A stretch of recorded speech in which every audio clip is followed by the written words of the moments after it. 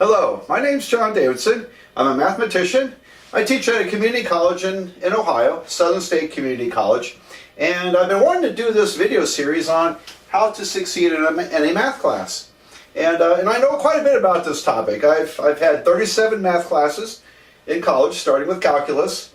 I've taught this since 1985, and I think there's a lot of things I'm going to tell you that you may never have thought of before. So I want to make this interesting, give you information that maybe minute to your thinking, because we tend to get set in our ways. Even teenagers get set in their ways when it comes to learning. And if your learning is not going well in math, then why don't you listen to an expert like me? And anyway, so this will be broken up into a bunch of little videos, which you can look up individually, or I'll also have a version that just runs continuously through the whole works there. So, all right, well, let's get started. Are you ready for a math class? Very important topic here, and I got some obvious stuff here to talk about, and maybe one that's not so obvious. And anyway, first of all, almost every math class has a prerequisite, and you need to make sure you've got the prerequisites for your course. Every once in a while I get students come to me, or they write to me on email and say, look, I really need to get in your class, but I haven't had the prerequisite. Please let me in. And about 90% of the time, that's usually a very bad idea. Now, once in a while they convince me that, yeah, I think they've got a real chance. And those are unusual situations. But respect the prerequisite. They're there because if you're at this course and you've had this course but you have not had that course, the reason for this course is to prepare you for that course. So if you skip over it, that's very dangerous, isn't it? Very dangerous. So like I said, maybe once in a great while I'll sign off on one of those forms and I'll put on there, student takes their own risk, because I'm waiving the prerequisite for them, only because I think they've got a chance, but protect the college and myself in advising, I'll still say, takes their own risk. So anyway, by and large, don't try to go around the prerequisite. Very bad idea. See, we study these things in college. We keep an eye on prerequisites. We know what it takes for a student to succeed. We look at the numbers and the data, and I hate to say it, but there are very few exceptions to those rules there. Okay, planning for time. Oh my goodness, boy, is that important. And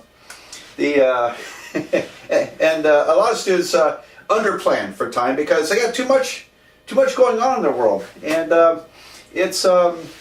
and I admire students for taking on everything they want to do, because I've seen students with taking full class loads, and they work full time, and some of them even have family. They might have kids, and they're trying to do all that. And you know what? There are very few people who can pull that off, and even fewer who can pull it off very well.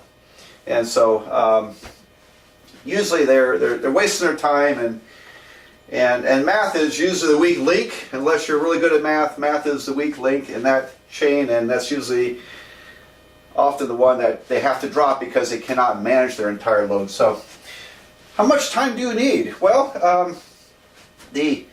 I think it's called the Carnegie Standard. There's a standard that's where you're supposed to spend 2 hours outside of class for every 1 hour you sit in class. So if you're taking a 3-credit course, for example, expect to spend 6 hours in practice. That's almost an hour a day, isn't it? And yeah, some people can get by with less.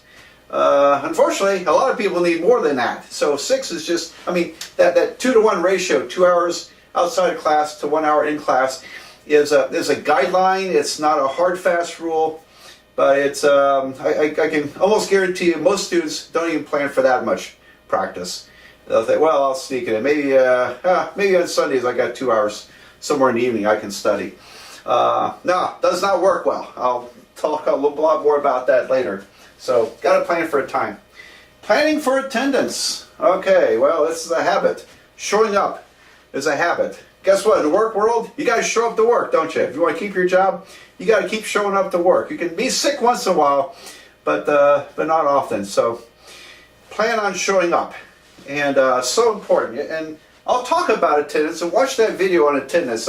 I'll give you the reasons for it. But as far as planning, you can't plan for cars breaking down or relatives dying or bad sickness. You can't plan for that very well, if at all. But I've seen people sign up for a class in the summer and build in a 2-week vacation or even a 1-week vacation, or even in the fall or spring they'll do that sometimes. Well, we're taking a trip to Disney World. I need off this week, and I'm thinking, well, yep, you'll probably be dropping, and because that usually doesn't work at all.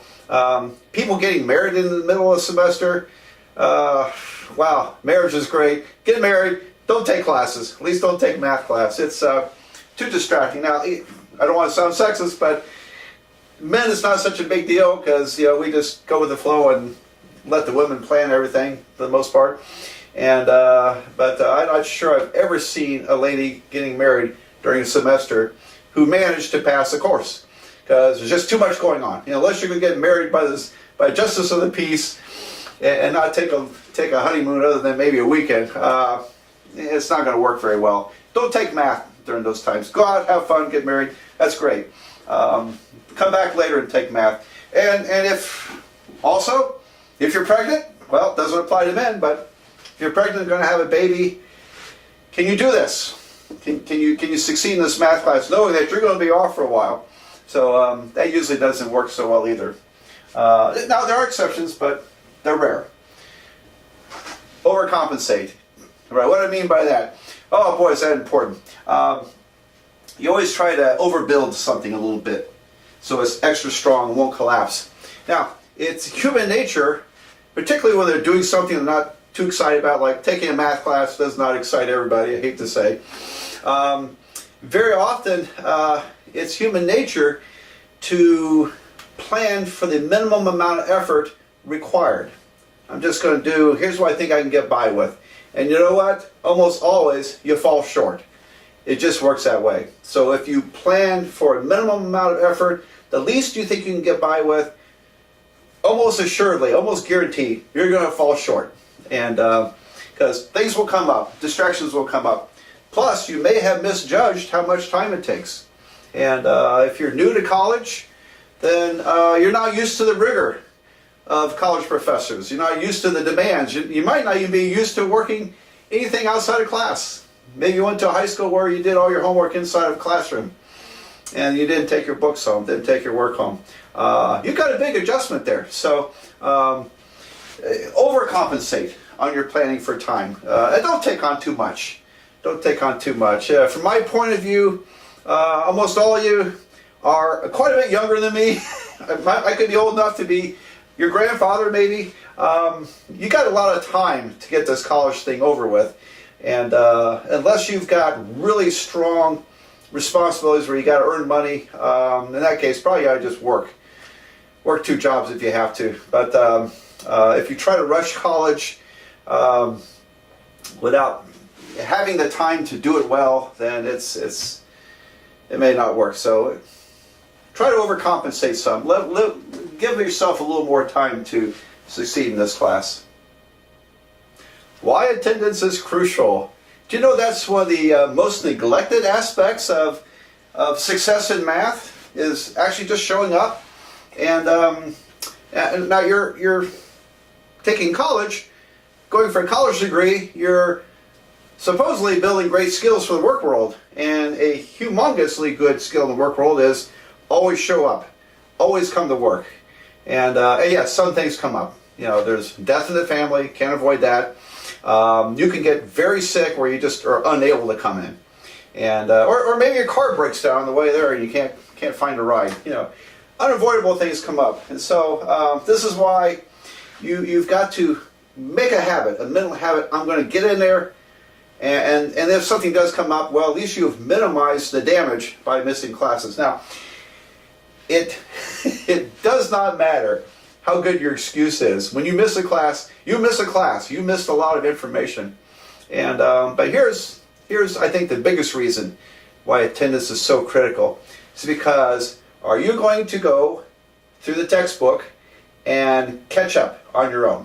You know how hard it is to read these math textbooks. And what motivation can you summon the necessary motivation to try to read one of these awful textbooks and figure this out without someone explaining it to you? And I find almost always no one seriously tries to catch up. Very few, probably under 5% of students who miss a class seriously try to go through the textbook and learn everything that was covered in class. So so important. It's a habit, showing up, and it's also dangerous to miss, no matter how good your excuse is, because how good are you at catching up on your own? Okay, so very important aspect. Now, some people I think are in a habit of just they miss too easily. Like, oh, I got the sniffles today. I don't feel very good. I think I'm just going to skip. Or oh, I got a little fever. Or oh, here's another one. Now this one is very debatable. Well, I'm afraid I'm going to get other people sick.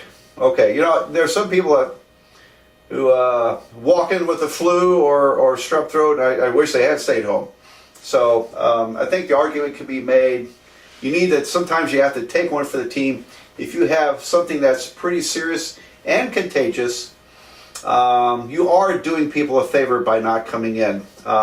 You're taking one for the team.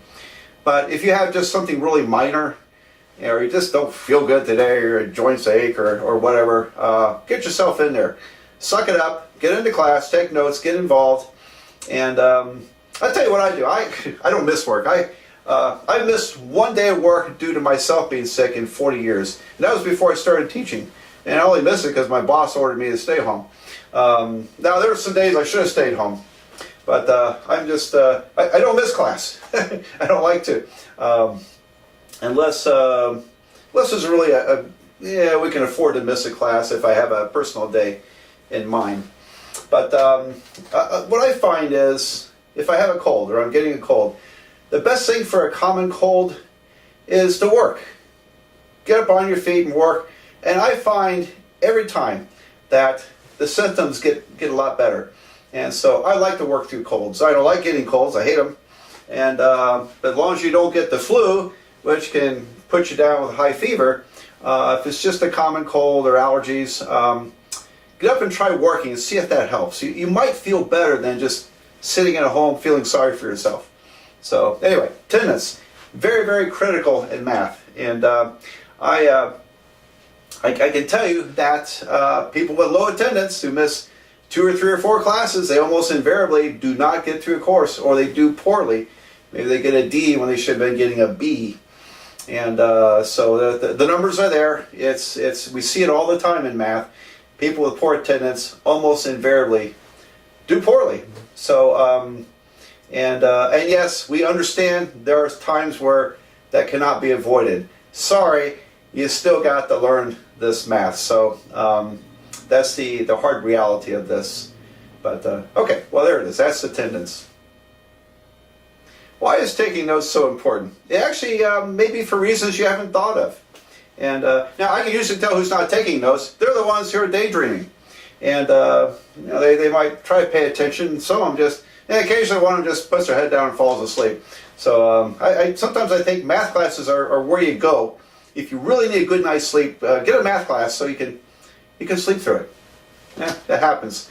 So anyway, why is this so important? All right, well, here's the analogy I use.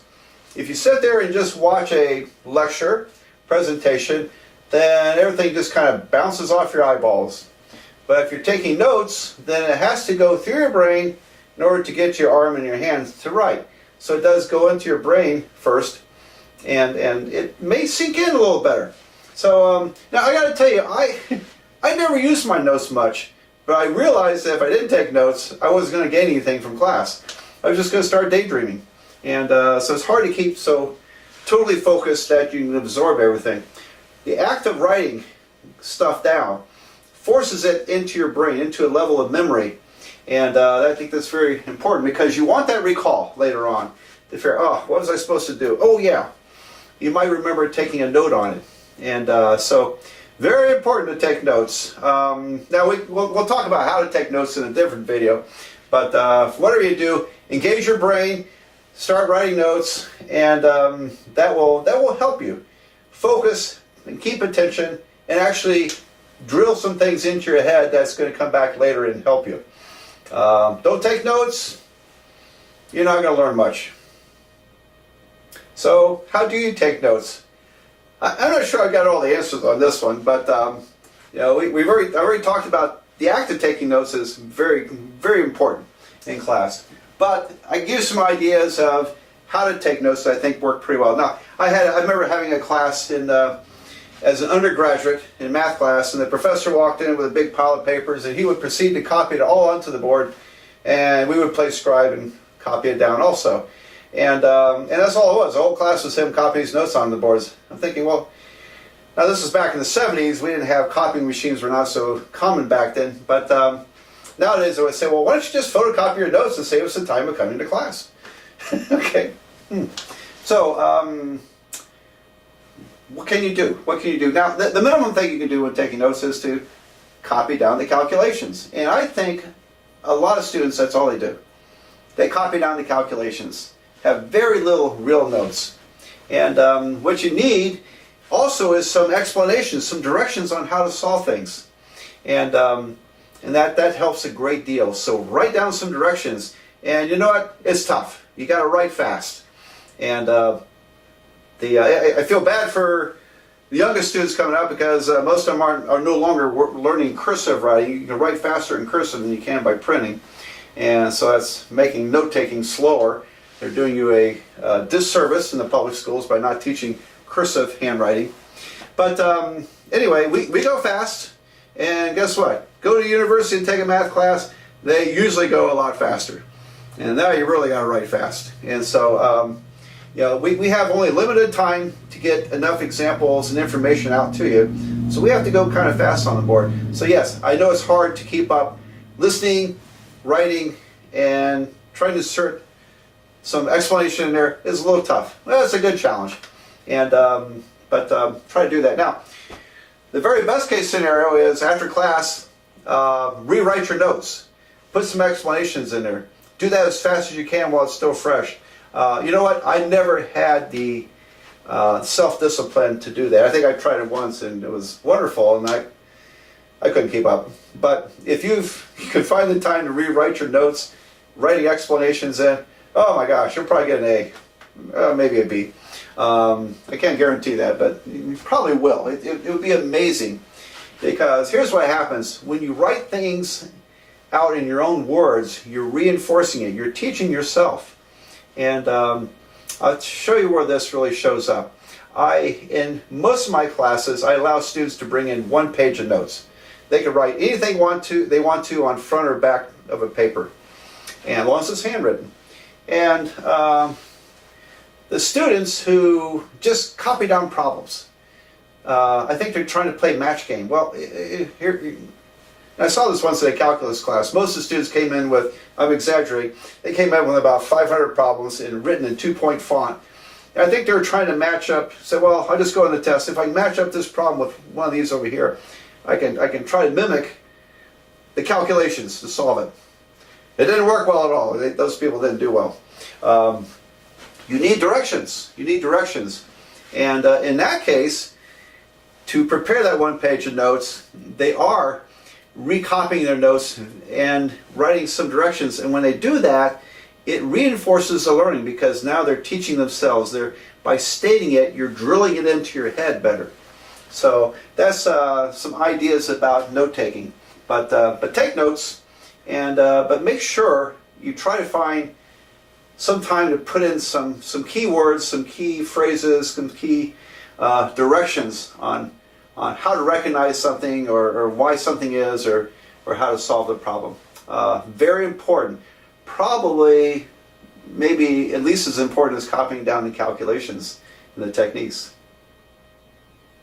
How do you get the most out of class? And we already talked about how crucial it is to come to class. I would say one of the 2 most important things you ever do is attend class and practice. And but attending class, if you're, I've had people fall asleep in class. Doesn't happen very often, but they're actually, why do they come? They're wasting their time. And but if you're not taking notes, you're probably daydreaming. You're almost wasting your time there too. So you got to find ways to concentrate and to engage your mind so that things start to sink in better. I already talked about taking notes. Taking notes forces you to pay more attention, forces it into your brain on the way to the hand. Very important to take notes.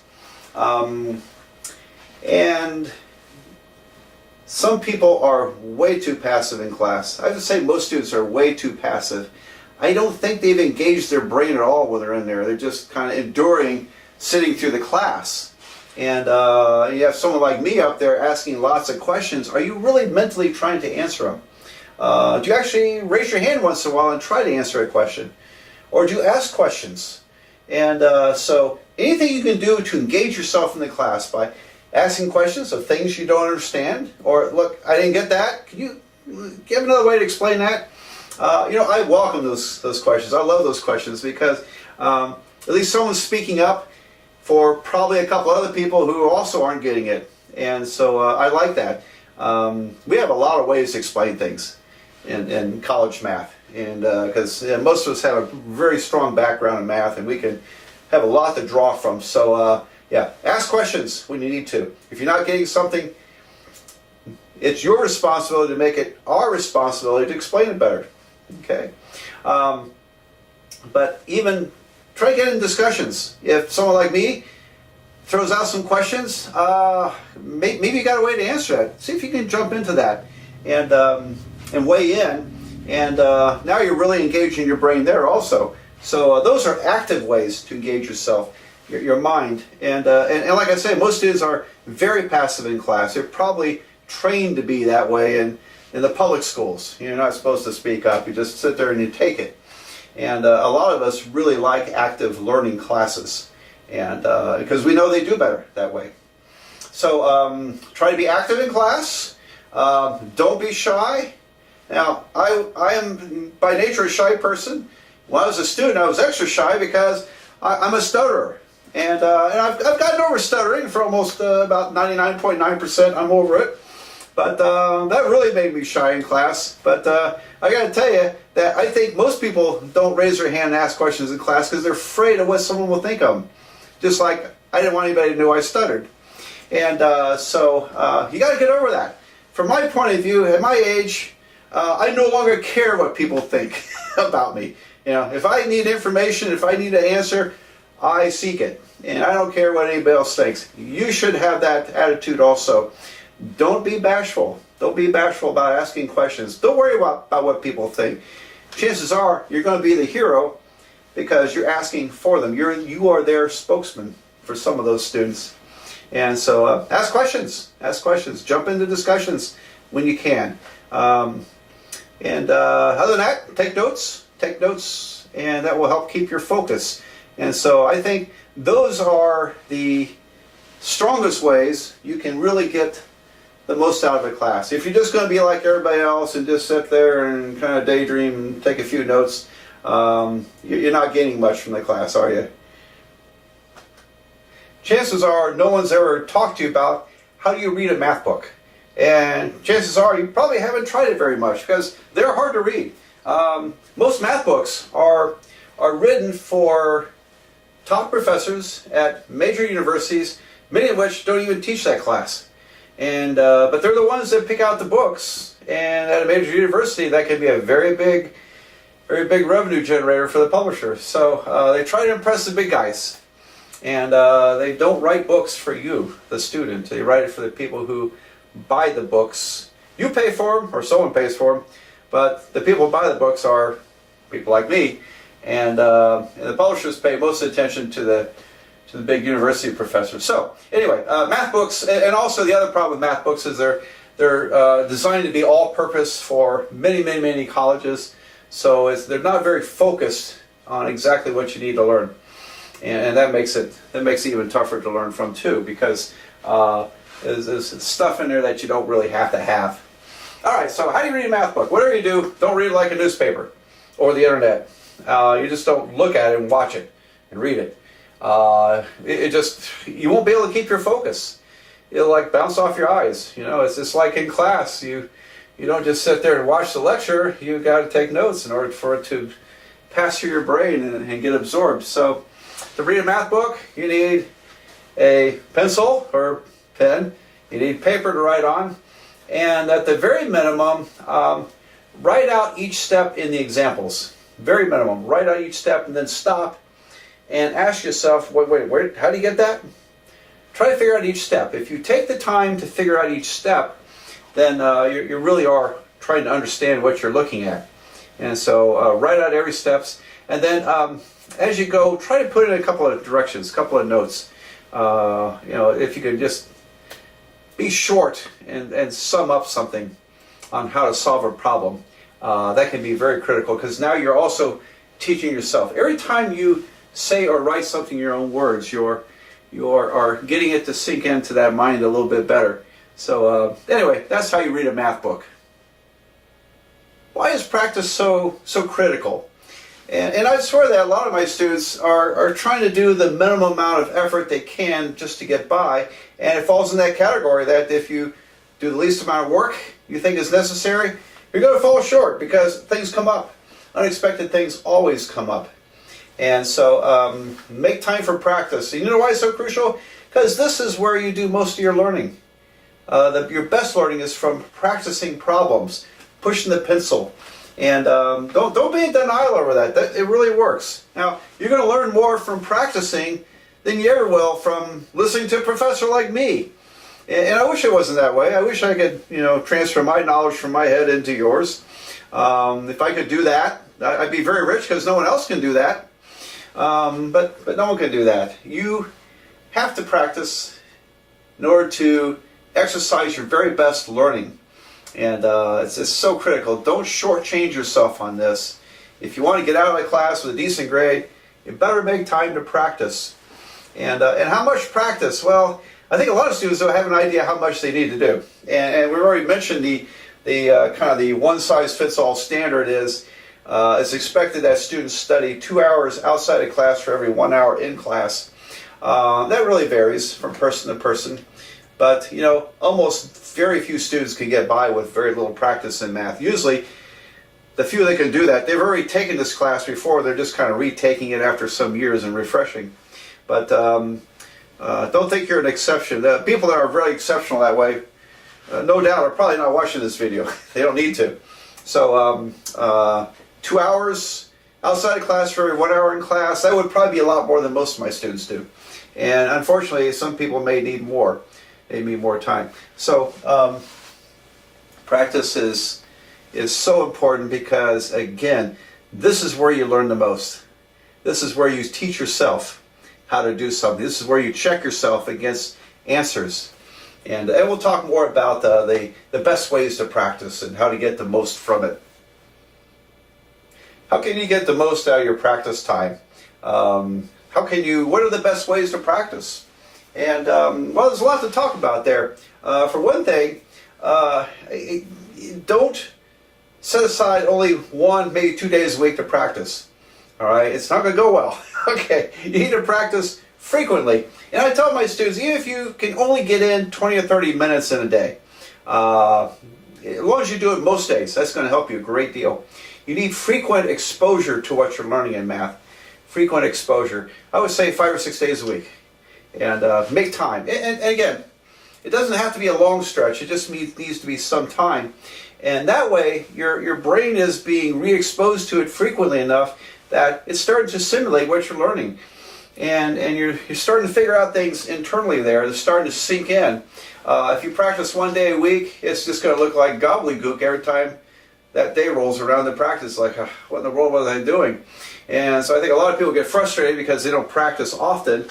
And by the time they get to it, they've kind of forgotten a lot of what they learned. Very frustrating. And so they end up, in many cases, not even practicing much at all. And so you do have to practice. Now, you probably will need, at least one day, 2 or 3 hours extended of just hardcore practice, because sometimes we need to get immersed more deeply into the subject. And practice every day, a little bit each day. Make sure you get 1 day where you get a lot of time to really get it to sink in. And that's so important. Now, you need to check your work. Okay, now if it's, unless we're collecting homework that for a grade that doesn't have the answers available, there's always lots of practice in every math textbook where the answers are given, either in the back of the book or at the end of the chapter. So for every problem you do, check your work. Make sure you get it right. If it's not right, go back and try to figure out what went wrong. If you can figure out where you're going wrong, and sometimes that's hard. Sometimes you have to ask us if you can't figure it out, and that's perfectly fine too. But if you can go back and identify what you did wrong in a problem, boy, that's when you learn the most. That's when you really, really learn. And it's a great thing. Now, even better than checking your answer in the back of the book is to check it yourself. And so many math problems can be checked by you. For example, if you're solving an equation, you get an answer, you can plug the answer back in to see if it works. Use a calculator if it's faster. Just check your work. And sometimes, like for example, if you're factoring polynomials for something reason, then you can check your factoring by multiplying it back to make sure you factored correctly. So there are ways to check most problems. Word problems, they're great, because you spend all that time working a word problem and you finally get an answer. Usually it doesn't take very long to check it. You just go back to the words of the problem to make sure that information you came up with fits the problem. It's like plugging a number into an algebra equation to make sure it's the correct answer. It's the same idea. So check your answers, and when they're wrong, don't blow it off. Go back and try to figure out what went wrong. What did you do wrong? And by the way, once in a while, what went wrong is that you copied the problem down wrong. So always look for that first. Yeah, I do that occasionally. I'll copy, why can't I get the right answer? Oh, I copied it wrong. Copied the problem wrong. All right, so, best ways to practice? Well, you got to try to find some space in your life where you don't get distractions. And I know if you got little kids running around, or you got people in the house making lots of noise, that's tough. That's tough. I went to, as an undergraduate, I went to, eventually to Florida State University in Tallahassee. I lived in an apartment complex. It was loud, people playing rock music and stuff like that. And so I would, I had headphones and a stereo set, and I would put on my classical music. By then I was into classical music, a lot more exciting than rock. So I'd put on my headphones, turn up the classical music, and it drowned out everything, except for the classical music, man. It was kind of easy to tune it out when I needed to really concentrate. Music can help a lot. It doesn't have to be classical, I suppose, but if someone's singing, I think it's harder to tune out. But that was a good way for me to find some concentration in practicing. So you really need that concentration. Otherwise, you're not paying much attention to what you're doing, and it won't be as effective in learning. So again, practice, very critical, because that's where you do most of your learning. And you need to pay a lot of attention to it, because that's your best investment in time, is going to class and practicing. And that's majority of what it takes to succeed in math, I believe. There are a lot of other things you can do to help yourself, of course. And that's the purpose of this whole video. All right, so practice, try to be organized. Don't be too sloppy. And try to be organized in what you do. The more organized you are, the less you're likely to make mistakes. When you get a problem wrong, try to find the mistakes. Very important, because now you're teaching yourself. And checking your answers yourself. When you plug things in, you start to understand what in the world the question was all about. You really do start to understand the whole process there. So I think practice makes the best use of your mind, your brain, and understanding all the rules that you have to learn to succeed in a math class. The importance of homework. Well, we professors treat homework differently from class to class. It depends on who you're taking. Some people don't assign homework, they just give tests. Some people assign tons of problems, and maybe you have to turn in a notebook to prove you've been working those problems.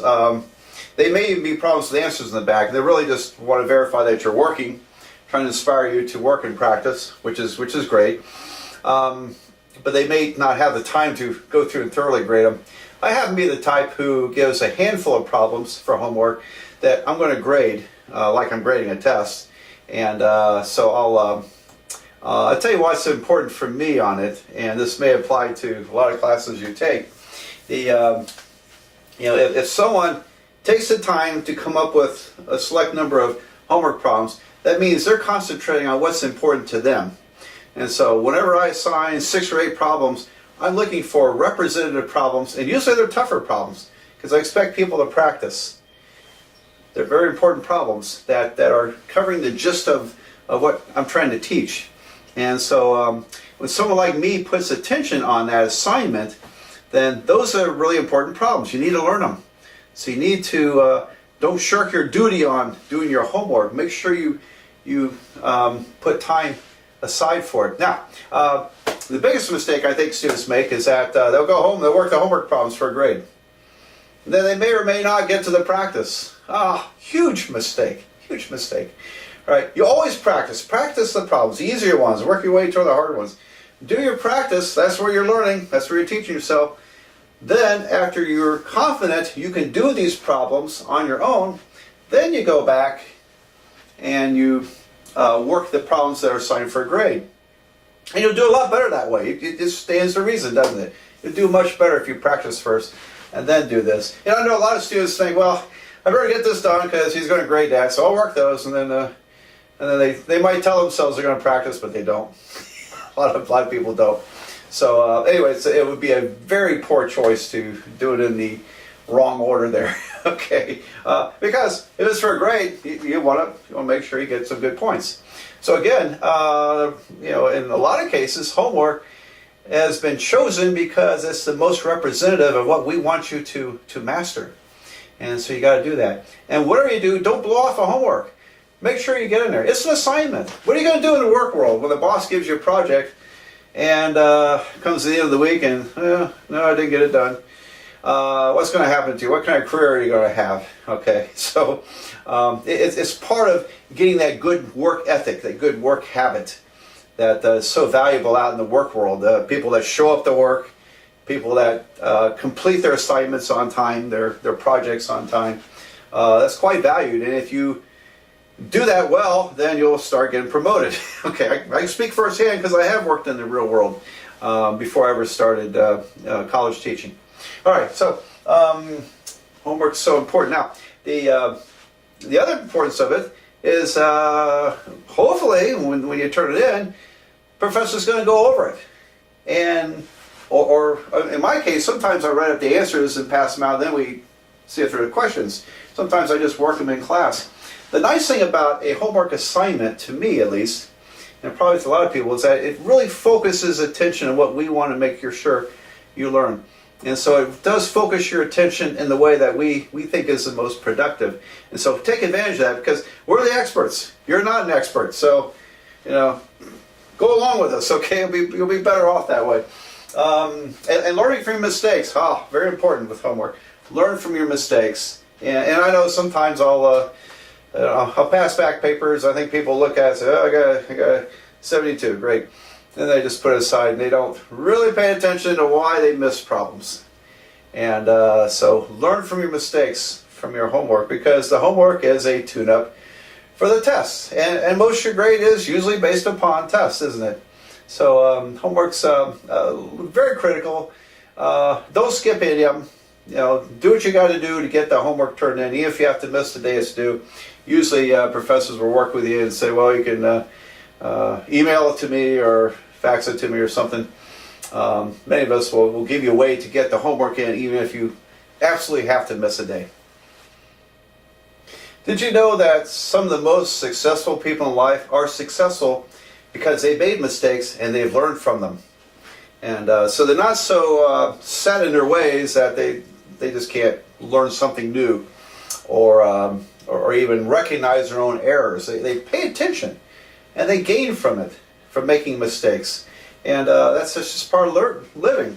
And so how do you learn from your mistakes in math? Well, when you're practicing, I know I've touched on some of this in the other videos. But when you're practicing, you've checked your answer by either plugging your answer in or checking with the back of the book. I would say if you plug your answer in and you can't figure out your mistake, go to the back of the book and see, maybe you got the right answer and you just plugged the number in wrong.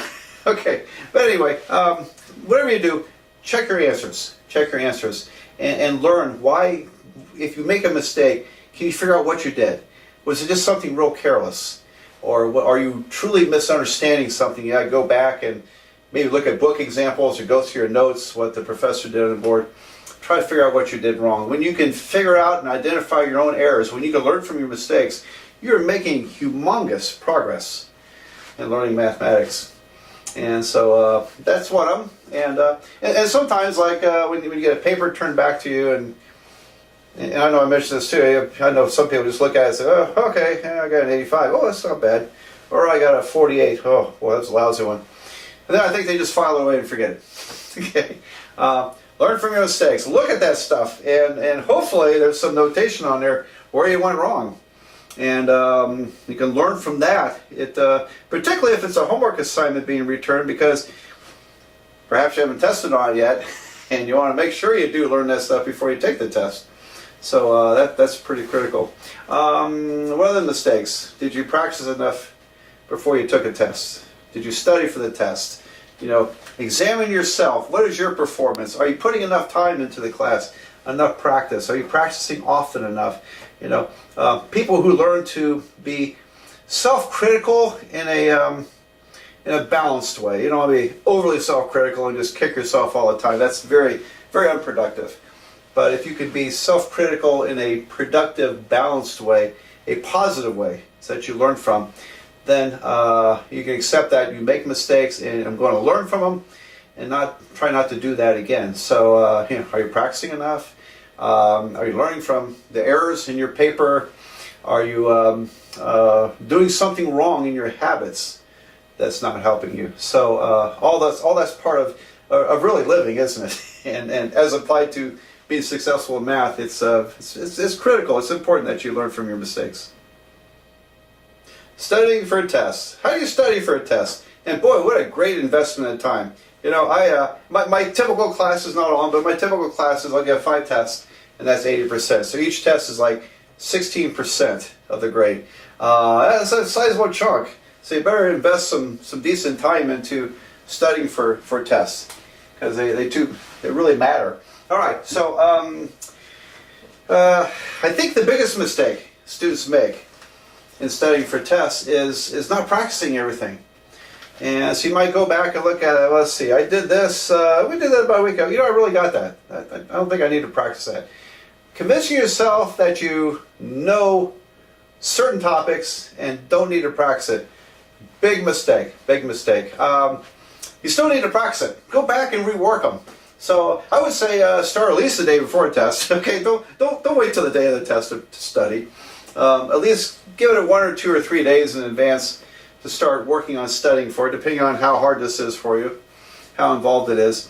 And you really need to try to figure out what's going to be on the test. Okay, now a lot of us give it away. I always tell my students, okay, I think I'm going to have 10 problems. There'll be 2 from this section and 1 of each of these types, and there'll be 3 from this section, and these are the types to expect. So I like to tell students what to expect on a test. But it shouldn't be a big deal, because what I put on a test is what I've been emphasizing. It's what I've been collecting for homework. It's what I spend most of my time on. And we usually work that way, don't we? We put on tests what we think is important. And you can tell that from the class. So if your professor is unwilling to tell you what's on the test, they just say, well, it's over chapter 2. Then at least go back and study what you think he put the most effort into, the most time into. So you identify what's going to be on the test best you can, and make sure you go back and practice problems. Do several, at least several from each of those topics. And you might need more, but do at least several until you are confident you know how to solve it.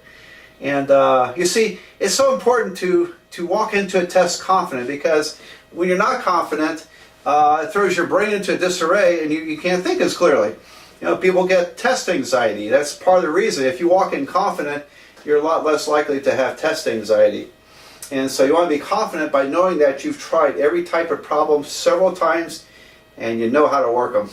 And boy, it's a great feeling. You can walk in ready for the challenge of a test. All right, so that's very important here. Now, don't know if you've noticed, probably you have, tests are unlike how we learn math. Think about that. When you learn, suppose we're learning chapter 6 in some class. Okay, so they introduce a topic, and there's maybe 20 problems to practice. Great. And then there's another new topic. You learn that, and there's a bunch of practice. Learning each topic most of the time is not a big deal. Oh yeah, okay, that's easy. I can do those, and you should be practicing those. But after you learn about I don't know what, 10 or 12 or so many topics, then a test is scheduled, and guess what? It's all out of order. Okay, it could very well be all out of order, those problems, and now you're thrown on your own experience of what you've been trying to learn by saying, well, okay, how do I work this problem? And so part of the challenge is looking at a problem and knowing what to do. And a lot of people draw blanks. They'll draw blanks with that. And part of this test anxiety adds to that as well, where it kind of addles your brain. All right, so how do we get around that? Because the tests are not normally in the order of which you learn it, and even worse, everything's thrown together. If you could come in and take a test over one question or one topic, you'd probably have an A. But when it's all mixed together, now you've got a challenge. It's not like you've learned it. Now it's all put together. So it's a little bit of a tough one. But if you jump around a chapter, so suppose this is a chapter I'm testing on. I'll go here, work a problem. I'll go there, work a problem. I just keep jumping around. That's going to give you at least some experience at trying to recognize what to do, how to work a problem. And again, it's so important. Work as much as you have to in order to be able to work those problems without any errors. And that's your very best way for studying for tests. How long does it take to study for tests? I don't know. I used to, sometimes I'd spend hours.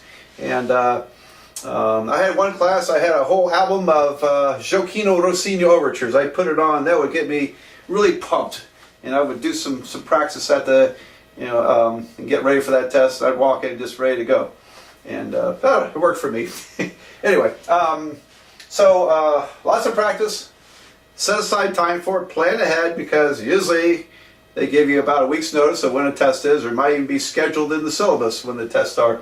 So plan for that. Make sure you reserve time, no matter what it takes. Make time, at least a couple hours to get ready for a test, and that's a good bet there. What about taking tests? What's the best way to take a math test? And so many people are set in their ways. Might not be open to some of these ideas, but give this some thought. What are your goals in preparing for a test and taking a test? Is to minimize the anxiety you may feel about taking the test. Now, some that you have control over. The more you come in confident because you've practiced and you know what you're doing, that's going to remove a lot of test anxiety. And but there's some other things you can do. So, for example, I think when someone hands you a test, you should read through every problem. Just skim right through it, and then go back and work the easiest problems first. Get the easy ones out of the way, the fast ones. And now you're starting to rack up points. And it's a little bit of a confidence builder. You don't run into those obstacles. Sometimes, if someone puts a hard problem as a problem number 1 on a test, it can throw people for a loop. Because we're so ingrained in this to go in order, right in order. And if you only go right in order, you might get hung up on problem number 1 or 2 if it happens to be a hard one. So if you save those harder ones to last, worst case scenario, you might not get them, but at least you did much better on the easier problems. But also an amazing thing happens, because sometimes your brain is working on this in the background. You've read all the problems, you've got them up in your head a little bit, and as you work the easier ones, ideas may come to you on how to solve the harder problems. So I can't tell you how many times that happened for me. I would always work the tests out of order. And then toward the end, when I got to the hard ones, sometimes by then I've got some ideas on what to do or how to work it. And also, you need to watch the clock, or watch the watch. Well, I don't have a watch on, but I always wear a watch when I go to work, and I certainly did when taking tests. So make sure you keep track of the time, and make sure you're getting the easy ones out of the way so you rack up some points. So watch the clock. Do them out of order. Easiest first. Work toward the hard ones. What else can you do? Well, use all your time. Don't there's sort of a fight or flight response in some students to test, that they just can't wait to get out of there. And I've seen this many times. Sometimes the first person turns in the test, and then suddenly a bunch of other people start getting up. In the next minute or so, they start turning in the test. It's like, okay, now it's time to leave. Don't follow a herd on that. If you're say you're given an hour for a test and you got 10 minutes left, and you're done, don't leave. Go back over the test.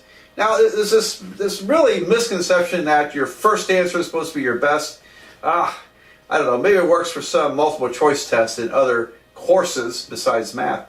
But in math, you've got a chance to check your answers, to proofread what you've done, to catch errors. Do you know how many times I've seen people make a really simple error like 2 plus 3 is 6? That's an error no one makes outside of the test. Walk up to someone on the street, what's 2 plus 3? And, about 999 times out of 1,000 people will tell you, well, it's 5. But on a test, I've seen people make errors of that nature simply because they're under pressure. And under pressure, you can work too fast or just overlook something, have something else on your mind, and you make those kinds of errors. So you need to hopefully have time to go back over the test. If you have some time, go back over it and look over your work, follow your work, and see if you can catch those errors. Many times I've asked the class, well, how well would you have done if you'd just taken another 5 minutes to look over your test? And people groan and think, oh, God. Yeah, they would cause some sign errors, some arithmetic errors, some other kind of computational error. Because we make those errors. I make those errors even when I film my videos for my online classes. Sometimes I have to go back and rework a video. Particularly, it's when you're talking and yapping, it's easier to make those errors.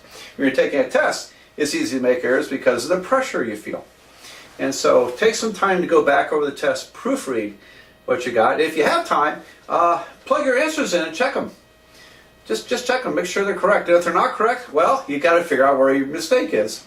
But at least you recognize there's a mistake, and you can go back over it and hopefully find it. So use your time. Almost 100% of the time, I used all the time they gave me for a test. And it was rare that I ever turned the test in before the time was up. And very rare. So, and I caught countless numbers of errors. So, very important to do that. All right, what else is there about test taking? Use your time, check your work, do the easiest ones first. Well, I think that, and watch the clock. Make sure you're got an eye on the clock and you're not going to run short. It's always sad to me when I say, well, time's up. It's been an hour and 15 minutes. I got to go to lunch, and they were told in advance how long the test would be, and some students still have like 3 or 4 problems to go. Like, oh, what a shame! What a shame. They watched the clock. Maybe they would have been down to the last hard one. Anyway, so there's some tips on test taking in math. I want to talk just a minute about neatness and organization. Now, this really applies to homework you turn in, because when you have time to work homework, you've got time to be neat and organized about it. So organize your work. Put spaces between problems. Don't jam your work into little areas. I got some students who try to jam their work in real tight. I think they were probably taught that in high school by high school teachers who didn't want to shuffle a lot of paper. Most of us really don't care. Spread out some. Don't jam your work together. Don't jam problems together. Because when you jam things together, you do make mistakes. All that clutter, it starts to look like clutter, you make mistakes. Now, if you're doing homework, you know what I did? Usually when I worked a homework set, I would go back and recopy it neatly. And because my first attempt was just a rough draft. And I would say about 95% of the time what I get in homework people hand me is a rough draft. It's their first attempt, and they never go back and recopy it neatly. And so, would you write an essay or a book or something just for the first draft? Of course not. Well, it works that way in math too. And so if you recopy your work, paying attention to what you're doing, you'd be amazed how many errors you might catch. Okay. Now, it's hard to do that on a test because you just simply don't have the time. On homework you do. But those other ideas about don't cram your work together and space it out a bit, and try to be reasonably neat. I don't have very good handwriting, especially when I write cursive, and but I am highly organized. Without being organized, I couldn't be successful in math. I couldn't do this for a living. And so every little bit you do to organize your thoughts and not clutter things up, not skip steps. Don't skip too many steps. It's okay to skip a step every now and then, but try not to skip too many steps. When you do, it's much easier to make an error. Any of those I've got to help you in your accuracy. And also, I'll tell you another little secret. If your work is easy to follow, it's human nature. We who are grading your papers might look a little more favorably on it. Okay, now I try not to be biased that way. I think we all try to be unbiased in our grading, but it's human nature. If your work looks very easy to follow, very easy to read, we might just be just a little easier in grading it. So that's and wouldn't you also, rather than having to sort through and figure out where the answers are and things like that. So finally, make sure it's clear what your answer is. And sometimes I just circle my answer when I'm working problems on the board, and there's the answer. Okay, and don't make the person grading your paper search and try to figure out what your answer is. And sometimes you just write out a sentence. It takes 2 hours to go from Denver to Philadelphia, or whatever the answer is. Write it out in words for word problems. I think is a great idea. But make sure people can follow your work and identify the answer. Because look, when I'm grading, I'm looking for the answer primarily. When the answer is wrong, then I go back and look at the work to see where you went wrong, and that helps me judge partial credit. I think most of us grade something like that. So you want to make it a little easier on us to grade your papers, and that's appreciated. It may actually help you a little bit. We've made it to the end, and this is my little catch-all final section on miscellaneous wisdom. All right, who's got the wisdom? Well, I've been in this business a long time, and so I have a lot of people you learn from. And so, first piece of wisdom is learn from the experts. Okay, learn from us. Learn from us, because we've been in the business a lot longer than you. We're a lot more successful than you are right now.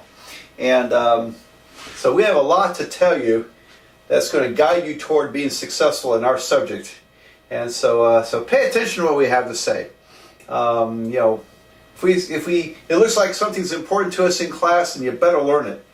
If we spend a lot of time on a subject, better pay attention to it, because we talk about what's important to us as much as we can, and we tend to test on that too. And so pay attention to the experts. If we tell you how to do better in this class, pay attention. You might learn something, okay? Because I think a trap we all fall into is to get set in our ways.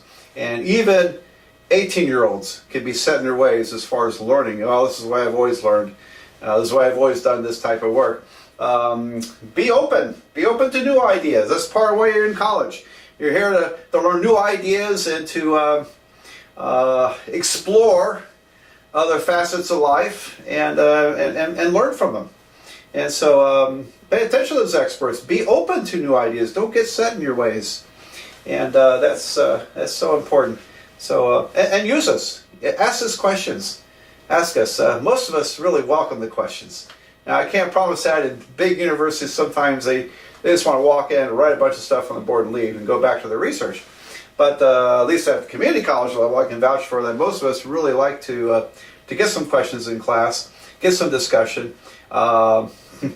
It makes it more interesting for us. It makes it more interesting to the students, I think. And it gives you a chance to tap into our knowledge, because part of being successful in life is using your resources, and one of your resources are the experts. Okay, use the experts. So anyway, I'll end with that, and I wish you all success, because in this business, most of us are really motivated by seeing people succeed, but you have to succeed on our terms, not your terms. So because the people who benefit from our work are the colleges you transfer to and the employers you go to work for, and so you have to succeed on our terms. And but we love to see success. So I hope this little video series has been of help to you.